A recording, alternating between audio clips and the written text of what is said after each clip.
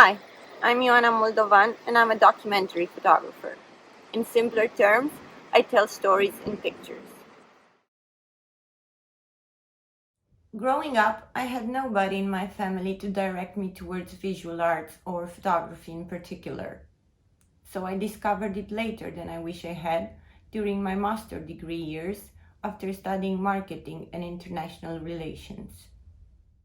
But I believe I had other important influences from my family, which eventually translate in the way I take photos. My parents taught me to be honest and fair, true to myself and to others, and respectful of people's dignity. And those are values that can serve you a lot of good in photojournalism and documentary photography. A few years ago, I found this old photo of my grandfather, whom I love dearly, and considered it a sign that I chose the right path. I don't consider myself an artist, but rather a visual storyteller that uses documentary photography as a language that combines factual narration with artistic expression, a language that can speak to a diverse audience. I discovered my passion for documentary photography when I first photographed a former communist workers' colony. It was the first time I felt the need to go deeper into a community and find the relevant stories it had to tell.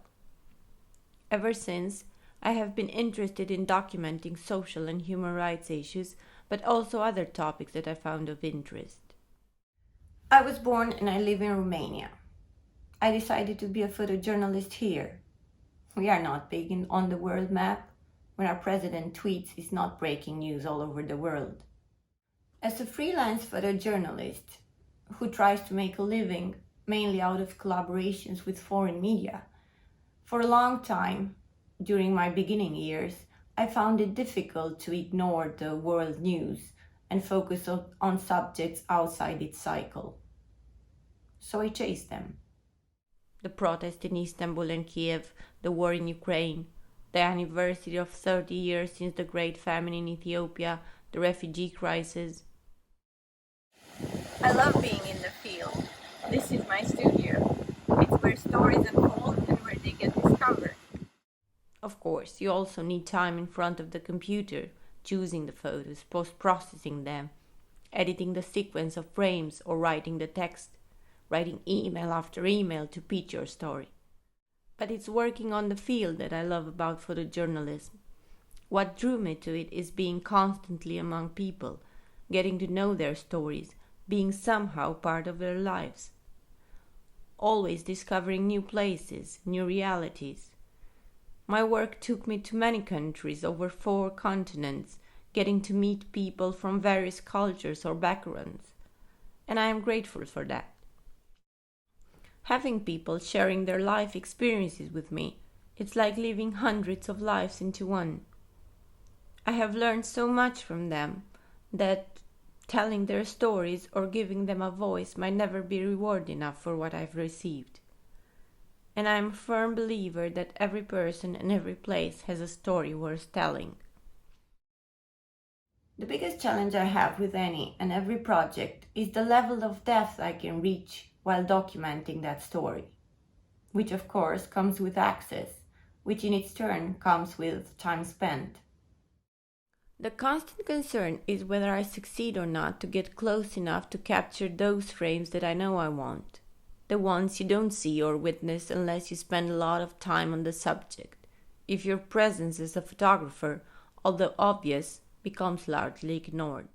It's one of the reasons, not the only one though, why lately I've been trying to do things differently, to stop chasing the mainstream news, but rather spend more time telling stories from my own country.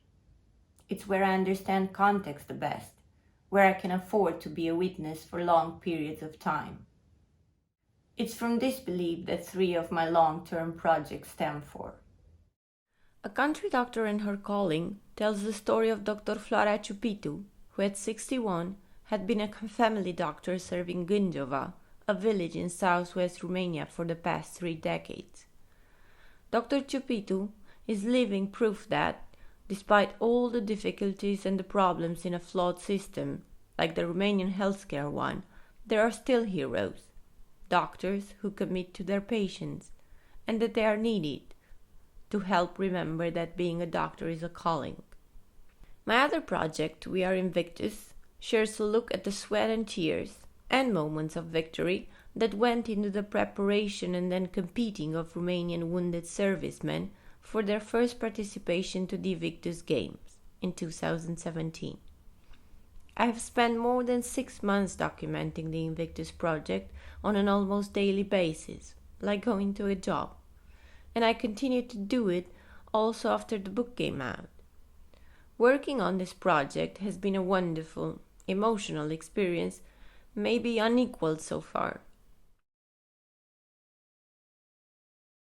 Ever since I got my hands on my first camera and my eye behind the viewfinder, I loved documenting the Romanian village. I was not looking for the bucolic, but moments of life as it is. My project, Homemade Land, is a glimpse at the Romanian countryside life, with good and hard, with joy and shortcomings, with old and new, with play and loneliness, with rain and drought, with fairs and field work, with grandparents, grandchildren, shepherds, doctors, farmers, and I just hope that one day, soon, it will come into a book as well. At the moment, I've started a new project. It's called The Bare Necessities, and it's a story of brown bears in Romania and the complexities of animal and human cohabitation. The day I was born, I received a little teddy bear, which I have kept to this day. Growing up, I didn't have dolls, but more teddy bears whose ears I turned into pigtails. I believe that's where my fascination and love for bears comes from, be them real or toy ones. It's a project close to my heart, but I believe also an important topic, not only in Romania, who is home to the largest brown bear population in the European Union, but also in Europe and the world as well. When I first started photography, I wanted to change the world. With time, I understood that each of us, journalists and documentary photographers, has a small role to play, and changing the world is a collective effort. There might be moments when I question the relevance of what I'm doing, and for sure, there are moments when I'm afraid I can't sustain my livelihood from this job in Romania. But I don't want to quit. It's simply what I love to do.